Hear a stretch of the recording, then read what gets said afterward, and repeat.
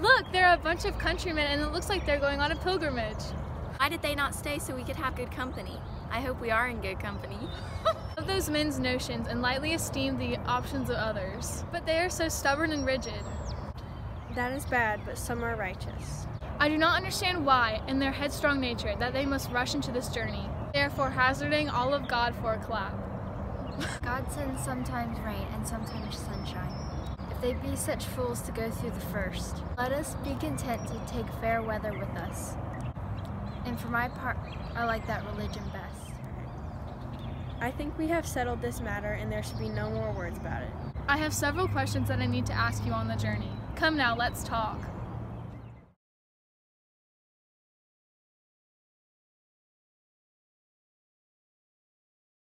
Gentlemen, turn aside and let me show you a thing. What are you showing? Here's a silver mine. If you want to be rich, come and follow me. Let us go see. I will not, because I have heard of this place. Many have died here. Isn't it dangerous? Not very dangerous, except to those who are careless. Keep walking. We should not step aside. Will you not come see? An enemy of the Lord, and I've already got in trouble for turning aside. You want us to get in trouble again? What is your name? Isn't it what I've been calling you all this time? Yes, my name is Demas, and I'm the son of Abraham. I know you. Gehazi was your grandfather, and Judas was your great-grandfather. You have followed in their steps. It was a devilish prank that you used. Your father was hanged for a traitor, and you deserve no better. Yeah. Assure yourself that we will tell the king of your behavior. Now I saw that, just on the other side of this plain, the pilgrims came to a place where stood an old monument, hard by the highway side, at the sight of which they were both concerned because of the strangeness of the form thereof. For it seemed to them as if it had been a woman transformed into the shape of a pillar.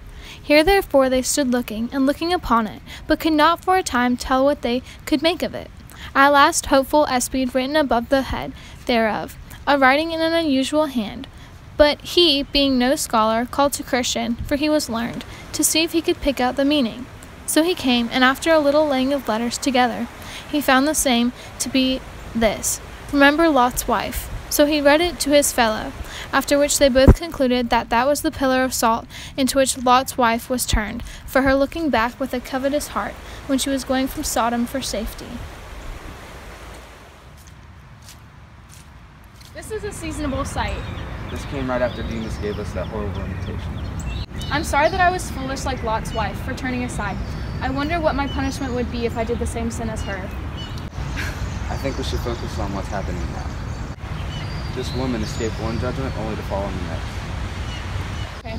True, this should be an example to both of us. Go. We should look down upon her sin. It's something to think about. I wonder if they just wanted to sin in that way. You've spoken the truth. I am glad that we set a better example. We need to fear God and thank Him. Now Christian saw in his dream that they had not journeyed far, but the river and the way for a time parted, at which they were not a little sorry, yet they durst not go out of the way, for the way from the river was rough, and their feet tender, by reason of their travels. So the souls of the pilgrims were much discouraged because of the way. Still they went on. They wished for a better way. Now a little before them there was on the left hand of the road a meadow, and a stile to go over into it, and that meadow is called By-path Meadow. Then Christian and Hopeful began to speak of the way with which they were on. Then Christian, not realizing he was leaving the path, crossed onto the meadow and continued walking. Hopeful, knowing this was the wrong way, followed in dismay. Suddenly they heard a crash and found that vain confidence had fallen into a pit. Hopeful, groaning in dismay, told Christian that she knew all along this was the wrong way. The two ended up taking shelter in the property of Giant Despair, whom, upon finding them, locked them into a very dark dungeon. The giant, in a grievous rage, beat them angrily till they could not move. He then said, "You should choose death, or I will continue on beating you." The two were in terrible dismay, and began praying hard, for they knew what was to come of them.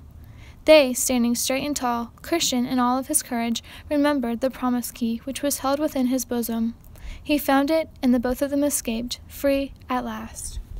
Out of the way we went, and then we found what 'twas to tread upon forbidden ground, and let them that come after have a care, lest heedless makes them as we fare, lest they for trespassing his prisoners are, whose castles doubting and whose names despair.